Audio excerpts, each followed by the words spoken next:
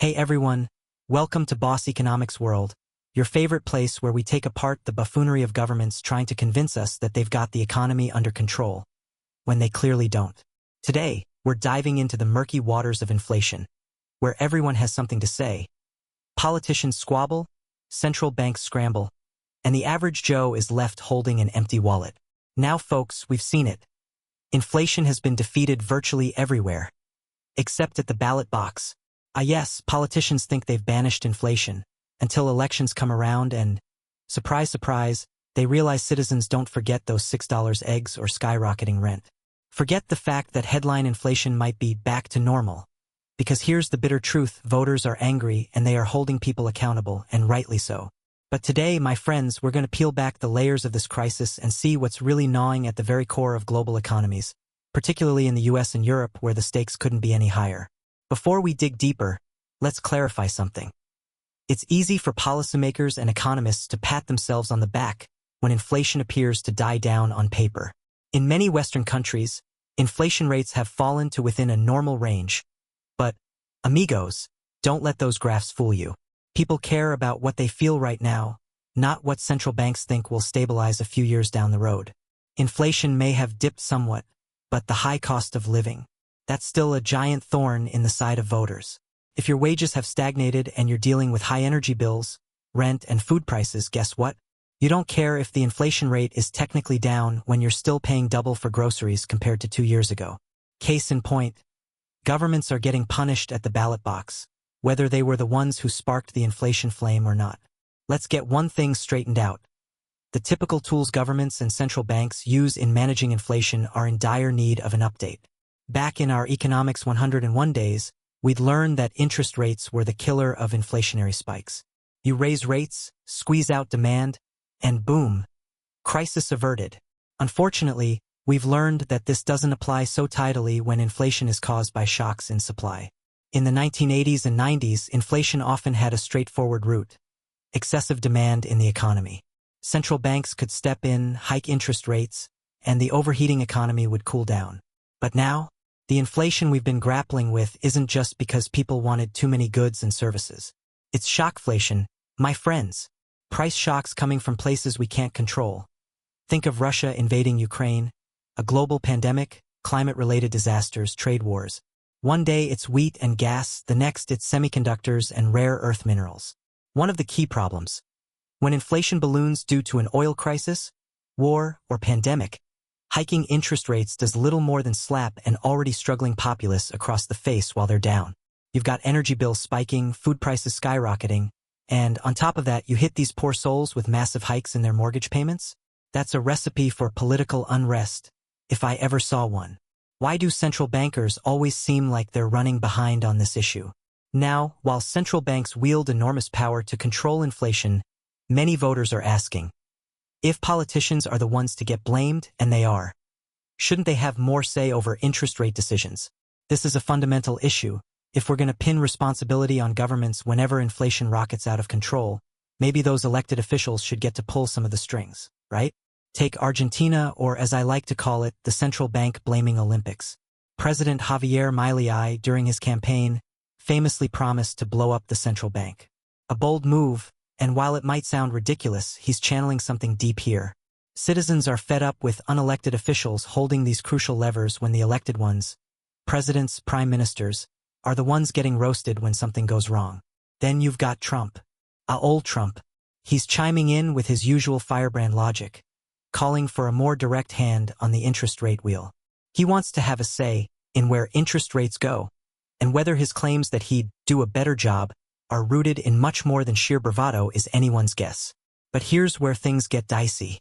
Any move to reduce the independence of central banks could send a seriously bad signal to investors, one that might cost us dearly in the form of a higher risk premium for U.S. government debt. And ladies and gentlemen, higher borrowing costs are the last thing we need. But let's not just stick to cornering central bankers and blaming politicians all day. One of Trump's points was particularly sticky and relevant. He mentioned, quite rightly, that if governments wanted to bring costs down, they should tackle supply-side issues, not just fiddle with interest rates. So where should we start? Well, get ready because we're heading into stormier seas in the near future. Climate change isn't letting up. Neither are trade wars or geopolitical fights. These global disruptions will ensure that price shocks keep coming our way. And when prices shoot up because of supply-side shocks, we have a limited toolkit that's too centered on monetary policy and too slow to adapt to modern problems. Supply shocks will dominate our future, and governments need deeper strategies. When Ukraine was invaded, energy prices spiked. In 2020, the global supply chain buckled under the pressure of the COVID-19 pandemic. These aren't demand-side stories. Yet, our main reaction was to raise interest rates, making it more expensive to borrow, when the real problem was sourcing essential supplies like fuel and food. If there's a big lesson here, it's that we can't ignore these structural price drivers. In the future, energy and food security will be central to fighting inflation, not just higher interest rates. If ever there was a sign that government tools need an upgrade, it's this era of persistent shockflation. The solution to this tangled web isn't more of the same. It's about smart interventions and anticipating problems before they metastasize. Here's where certain countries have attempted some interesting solutions. Take France's approach to tackling energy prices in 2022. French leaders decided to prevent energy companies from passing on the wholesale gas price hikes to consumers. While this decision shielded households, it failed to fix the underlying issue. There wasn't enough energy supply in the first place, and now producers were pocketing enormous windfall profits, making the issue worse down the line. Meanwhile, in Germany, we saw what was arguably a smarter move, their gas price break, which capped household gas prices for 80% of prior year consumption, created a strong incentive for people to save energy while still reducing the financial burden. Energy usage went down, but help was still offered to those struggling. While we're naming names, let's talk about the sneaky hand of corporate greed. Turns out, many firms out there have been padding their profit margins in the face of these price shocks. According to some research from the European Commission, take a wild guess who's responsible for over half of price hikes in the Eurozone from 2022 onwards? That's right, it's not just the cost of goods going up willy-nilly. Firms have taken the opportunity to raise their margins. Around 55% of the rise in prices is from companies opportunistically charging more. This isn't isolated to Europe, though. Over in the US, we're seeing the same trend. Higher corporate profits accounted for over 9 percentage points of the 14% rise in consumer prices from mid-2020 to mid-2022. Politicians like Kamala Harris have even promised to stop price gouging. But honestly, this isn't the result of a few bad actors. It's the structural consequence of economic concentration. Reduced competition allows companies to flex market power when disaster strikes. Hence, addressing this issue will require policies that curb monopolistic or oligopolistic industries, combating market concentration head-on, rather than just slapping fines on price gougers. One thing that always seems to rear its head when the economy goes sideways: tariffs. Let me tell you, Trump's plan to slap 60% tariffs on China and 20% tariffs on the rest of the world is like the ultimate shoot-yourself-in-the-foot strategy. Sure, it might sound good to penalize foreign companies, but it's U.S. consumers that'll ultimately bear the brunt of those price hikes. When tariffs trickle down, expect to see skyrocketing prices on basic goods. Don't take my word for it.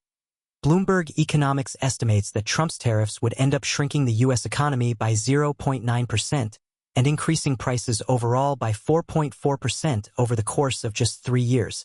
And by the way, by 2025, inflation could be back up to 3.7%, exceeding the Fed's target inflation rate. So let's keep it real, folks. Tariffs are nothing more than a tax on consumers masquerading as an attack on foreign producers. It's like setting your kitchen on fire to spite the restaurant across the street for underpricing you. And the damage doesn't stop there. If the rest of the world retaliates with their own tariffs, and believe me, they will, the resulting trade war would further hammer global supply chains and cause even more economic disruptions, pushing prices up even higher. Think about it. Fewer goods coming in means less supply and, consequently, even more inflationary pressure. It's a vicious cycle that only ends with another economic downturn. Now Trump claims the revenue from these tariffs would somehow ease household burdens, childcare, anyone. But good luck figuring out how tariffs piling up trillions of dollars from imports would magically leave everyone better off. That revenue, earmarked for childcare or supporting other sectors, would provide far less benefit than the damage it would do to the broader economy. This political theater, plain and simple. Speaking of misguided agendas, let's look at Kamala Harris's plan on housing. Housing affordability has become a centerpiece issue in the U.S., and for a good reason. From 2020 to 2022, one-third of U.S. inflation was driven by housing costs. The problem is clear: we need more affordable homes. But Harris's initial proposal to provide $25,000 in down payment support for first-time homebuyers only addresses this issue from the demand side. It's basic supply and demand economics, friends. Flooding the market with more buying power will only push housing prices higher unless housing supply increases dramatically. Fortunately, the latter half of Harris's plan shows some promise. $40 billion to incentivize home building and new supply. The housing crunch won't ease unless there's a tangible increase in supply. But, and here's the critical point, if you stimulate demand before adequately addressing supply, you're just making the situation worse. Market distortions like this only drive prices up further, resulting in precisely the opposite effect Harris is aiming for. Interestingly enough, her advisors seem to have caught on, and they've pivoted somewhat by suggesting that new home construction must precede buyer aid. Fingers crossed they can follow through with that, or we could be living in an even worse housing market. Now, a lot of these policy shortcomings have been exacerbated by the central bank's delay in acting. Let's not sugarcoat things. Central banks were slow to respond in late 2020 and early 2021 when inflation started to creep up. Fed Chair Jerome Powell and others dismissed it as transitory, but hindsight shows us they were dealing with supply-side shocks, not transitory demand spikes. This delay didn't just hurt economies. It also put central bankers in the awkward position of playing catch-up when inflation started spiraling. Once they finally ramped up interest rates aggressively to combat inflation, the damage was already blaring in full force. The dual pressures of rising food and energy costs, coupled with rocketing mortgage rates, meant households were being squeezed from all sides. And, let's be honest, public trust in central banks hasn't recovered since. So what's the takeaway? Central banks are often, for lack of a better word, reactive rather than proactive. They're designed to pump the brakes on an overheating economy, but when inflation stems from non-economic sources, shockflation driven by war, pandemics, or climate disruptions, their toolkit falls woefully short. Now that we're talking about the future, we need to address arguably the largest supply shock threat lurking around the corner: climate change. Climate extremes aren't just reshuffling weather patterns or melting ice caps. They're ripping apart supply chains, devastating food supplies, and driving up energy prices. After all, if you think wars in Europe and pandemics gave us economic headaches, just wait until nature itself starts causing massive, continuous disruptions. Droughts will lead to low crop yields, exacerbating food inflation. Floods and hurricanes will ravage infrastructure, sending reconstruction costs through the roof, while energy shortages, like the ones we saw in California and Texas due to climate-related incidents, will spike utility prices. Transitioning away from carbon-based energy, while necessary, is going to be painful in the short term, too. Governments worldwide are already crafting grand plans for greener economies, but in doing so, they risk deepening inflationary woes if not executed properly. Energy prices will likely rise during the transition, especially if supply chain inefficiencies continue to plague the development and deployment of renewable energy technologies. And let's not forget about the geopolitical factors. Climate change isn't happening in isolation. Global rivalries and trade wars further distort these supply dynamics. Countries engaging in aggressive decarbonization policies, like Europe, could find themselves facing shortages while depending on imports from countries slow-walking their energy transitions. Governments can no longer pretend inflationary shocks will naturally level out through conventional central bank interventions. Instead, administrations need to adopt a holistic multi-policy approach, including long-term investments in climate resilience, energy security, and infrastructure overhauls. Now, let's move beyond finger-pointing and look at solutions because, at the end of the day, shouting about what central banks or politicians did wrong is only satisfying for so long. What we need is a smarter playbook for tackling the kind of persistent inflation and price shocks we'll be seeing more of in the future. Rule 1. Smarter energy policies with flexibility. We touched on Germany's 80% rule before, but this deserves emphasis. Smarter use of price caps can prevent runaway energy prices without stifling the entire market's natural corrective mechanisms. Governments should aim to limit the shock, not eliminate it entirely. If energy prices spike, then fine, cap them, but only on a portion of consumption like Germany did. This way, consumers are shielded from the worst of the shock but still have strong incentives to conserve energy, leading to slower price growth in the long term. Rule 2. Tackling market concentration and corporate price gouging. We can't let large corporations charge whatever they want without oversight. Remember, increased market concentration allows firms to push prices much higher during crises. Reversing decades of lax monopoly controls will go a long way in ensuring that next time there's a price shock, companies don't use the crisis to hike profit margins at our expense. This means reintroducing stricter antitrust regulation, breaking up oligopolies, and carefully watching industries where a handful of players control supply chains, such as pharmaceuticals, farming, and shipping. Think of this as economic insulation. Creating more competition helps reduce the heat of market concentration during crises, making price gouging that much harder. Rule 3. Avoid policies that worsen inflationary pressures. Politicians love policies that sound good for headlines but don't fare well in reality. When government aid is being developed for housing or consumer goods, ensure it's aimed at increasing supply rather than merely fueling demand. Take note from Harris's evolving housing policy. Direct support to homebuyers before solving underlying supply shortages would only jack up housing costs further. Smart aid incentivizes homebuilders and focuses on long-term bottlenecks in construction.